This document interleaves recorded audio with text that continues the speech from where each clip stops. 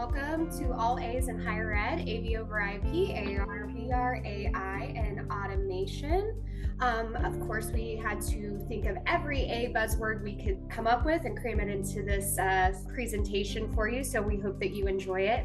I'm Kaylee Luke. I am a higher education strategic account manager with Legrand AV. I have been in the AV industry for a little over 14 years now, still loving it, still cranking away, and hope that I retire here. And I am also here with my friend and colleague, Jim. Hey everybody, Jim Spencer, also with Legrand, and I'm an AV educator for Legrand. So sessions like this, the kinds of trainings that you find online, all those sorts of things are my world, and it's great. I've been in the AV industry in some way, shape, or form for a little over 25 years, and looking forward to today's session. We've got a lot of neat things to talk about and to take you through. Without further ado, we're into the first topic. Off to you, Kaylee. Yeah, let's dive into AV over IP. So we're going to actually start with what is AV over IP. So I'm guessing that a lot of you probably understand what it stands for. So it is audio video or audio visual over internet protocol. And that's referring to taking audio video content and transmitting it over the network, either via LAN, WAN, or internet. So basically these AV signals are sent as data packets across a standard network infrastructure utilizing something like an Ethernet cable, which is a departure from traditional AV systems that utilize dedicated AV cables. So you can kind of see the picture to the right, the left side's traditional AV versus AV over IP. They're both accomplishing the same types of things, just kind of swapping some of that stuff out. But in a few slides, we'll actually talk about the difference a little bit more in detail to see what you can actually do with AV over IP that maybe you can't do so much with traditional AV. But first, let's talk about some of the components that are a piece of the AV over IP system. First, you need a source device, right? So you need a camera, computer, or a media player to actually generate the AV signals. And with that, then the encoder can capture those signals from those source devices. They convert those into the data packets and they compress them so they can efficiently transmit over the network. You also need a network switch. So that's the device that routes the data packets across the network to the intended destinations. And then once there is a decoder that basically takes those data packets, decompresses them, puts them back together as an AV signal, and shoots them off to a display device like a monitor, projector, or some other device so that you can actually see that AV signal. So it sounds pretty simple, right? And it can be, but there are a lot of things that you have to think through on this, and we'll talk a little bit more about it. That makes AV over IP a little more complex than how I just kind of laid it out. But first, let's talk a little bit about the difference between traditional AV and AV over IP. So let's start with distance limitations. Traditional AV devices have distance limitations, and those depend on whatever AV cabling that you're utilizing, right? So there's different length limitations of HDMI versus, maybe DVI, et cetera. And as you go longer, you're getting the lower gauge cable, which means you're getting a thicker cable. It's harder to pull. It can't really go through conduit, etc. And then also by the end of it, you might have signal degradation if you're kind of going at its full length. The AV over IP is perfect for long distance transmission. It's just using category cables, and it can transmit those AV signals without significant signal loss. And before anyone chimes in, yes, I am aware that there are AV devices that are outside of AV over IP that can extend signals over a network cable as well, like HDBaseT. But again, once we kind of go into some of these other bullet points here, you'll realize why those might not work in an environment that AV over IP is needed. So another consideration is switching. So switching between different sources and destinations often involves manual cable changes if you're utilizing a traditional AV system. So you might actually have to swap out the cables, you might have to unplug and plug back into something else, or you could use a physical switch, but that has limitations as well. There's only so many inputs and outputs on a matrix switch that can be used in any given space. But AV over IP can complete this through software. So you're really switching the source and destination seamlessly, even if they're in remote locations with minimal disruption. There's also an interoperability piece to this. So traditional AV is very limited to the physical capability of the actual cable itself. So your device has to have a connection that will work with that cable. Otherwise, you're going to have to use an adapter or converter. And with those, they may not work. You may need additional power. And they're just also additional points of failure that you have to accommodate for as well. But AV over IP adheres to network protocols like H.264, H.265, and they're a little bit more flexible and adaptable. Now, it doesn't mean that you don't have to think about interoperability at all on AV over IP. You still do, but it is a lot easier because of the flexibility of the data transmission, or because they're using common IP standards, right? And speaking of standards, traditional AV standards are associated with physical connectors, so or signal types, right? So they may evolve over time. So think of VGA to HDMI, and as they evolve, it requires hardware updates, which can be costly. But AV over IP, again, using network protocols, tend to be a lot more flexible because they're focused on data transmission and compression. And then lastly, there's scalability. And this is the big difference between the slide before that image to the left and to the right. The standard that was on the left, to be able to expand that, you're going to have to add in complex wiring. You're going to have to add in more expensive devices to make that happen, which can be really challenging. But AV over IP, it's designed for scalability. So you can just easily integrate additional encoders, decoders, and endpoints as long as your network can actually handle that bandwidth. The sky's the limit. And we're going to talk about types of network traffic in AV over IP. So there's unicast, broadcast, and multicast. Unicast traffic is, basically utilizing a device, sending the traffic or the data from one device to one other specific device at a specific time. So think of it as a one-to-one.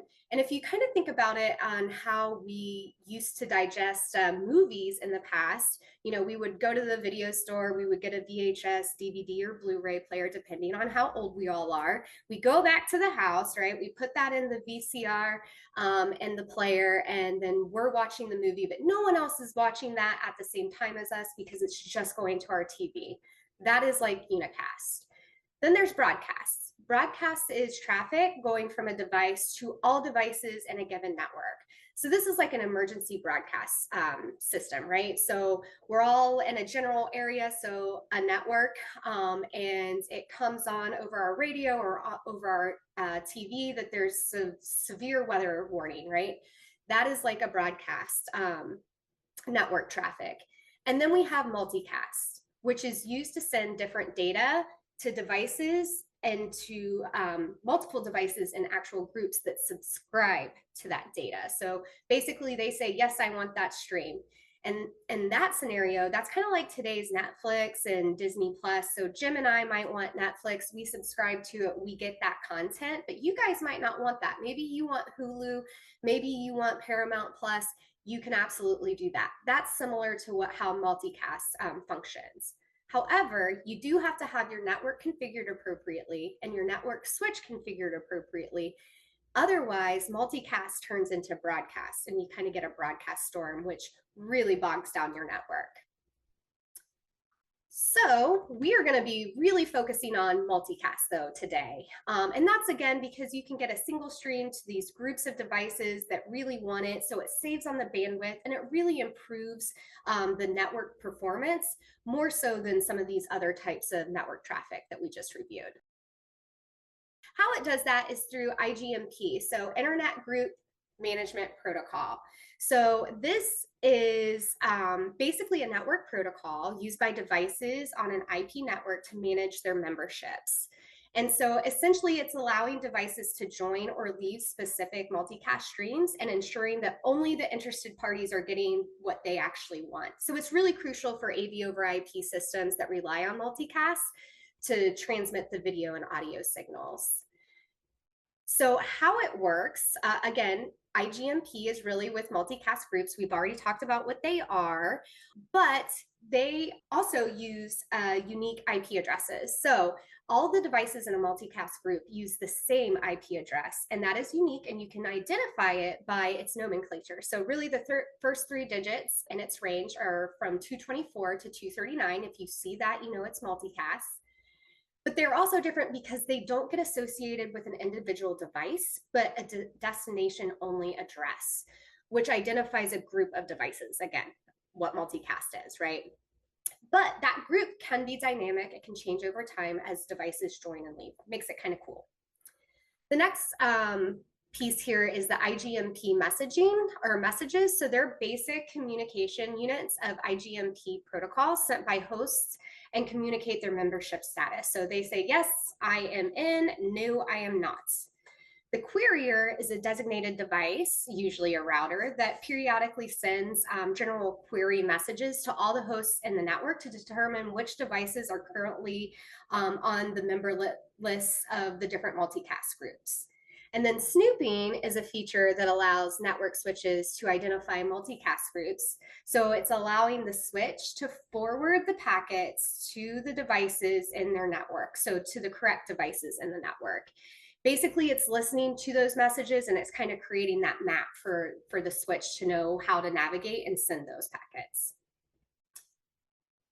So snooping and querier are really the two most important pieces to this. And I do have a quick little story here. I had a school that had AV over IP deployment in tons of classrooms, and it was working really well until it wasn't. And basically what we found out, they got switches that snooping was automatically enabled, definitely needed in multicast.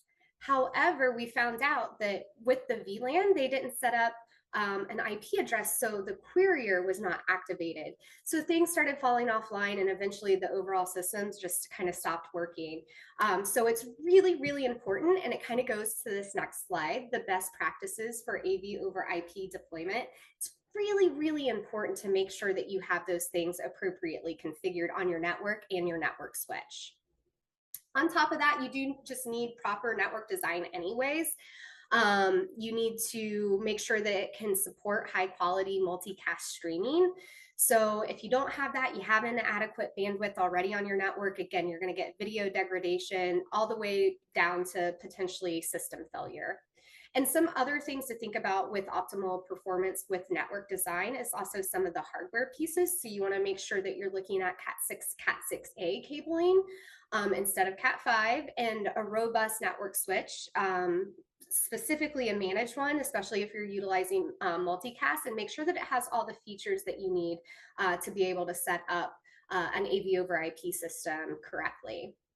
And then on top of that, you know, AV over IP, you're starting to network your AV devices, right? So security might be a concern. It's a potential target for cyber attacks. So we got to implement best practices, best security practices as well. So those can include, you know, encryption protocols, implementing access control mechanisms like authentications, passwords, even biometrics. We can deploy firewalls, intrusion detection systems, and the like. And so just your basic security best practices are also part of the best practices for AV over IP too. And then likewise, monitoring and maintenance. So monitoring so you can be alerted of those security attacks, but also just to watch your overall network performance too. Making sure that the bandwidth isn't getting built up on any individual port. That can be a first sign that something's going on, something's not configured appropriately. So really doing this is super helpful in preventing stuff down the way. And then a part of that too is you just want to make sure that all your firmware is up to date as well. So I was going to go into AV over IP applications, but honestly, I have taken up a lot of time. But these are where we do see a lot of AV over IP going in, conference rooms, just, even for hybrid meetings, just making it a lot easier with, simple cabling, training rooms and lecture halls, just because you can have so many devices on it, on an AV over IP system. It's also flexible and scalable to add additional cameras, etc., as you need them. And then content distribution, digital signage, obviously really cool piece where each individual building within your university could have its own digital signage. But say your university is going to the national championship for college football, and now we want school spirit everywhere, and we want to deploy all of that content across the university. We can easily do that with AV over IP. And Jim, if you want to chime in, if you have any cool applications that you want to discuss, feel free. Yeah, one of the most valuable ways that I've seen AV over IP be used is when you've got constraints around the installation. You don't always have more space in a conduit or the ability to get a cable where you want it, but there might be a network jack there. And if you're doing AV over IP, that becomes your input or your output. You have that flexibility, and you wouldn't have been able to in previous iterations or more conventional technologies. So that's really strong. That is amazing. We actually had a school a couple years ago that last minute decided they wanted a classroom space to be hybrid. And for that very reason, they had network jacks, right? They had network drops already in the spaces. They were easily able to add an AV over IP camera and audio system to be able to accomplish that. I saw the same thing happen when COVID struck. The school that I'm talking about had, a data drop at each projector location, but they didn't have time to pull 100 new cables to add cameras everywhere. So they used AV over IP and leveraged the networking connection that they already had to get cameras connected to their systems, and then a bridge on the computer, and they were up and running with Zoom. That's amazing. That's amazing.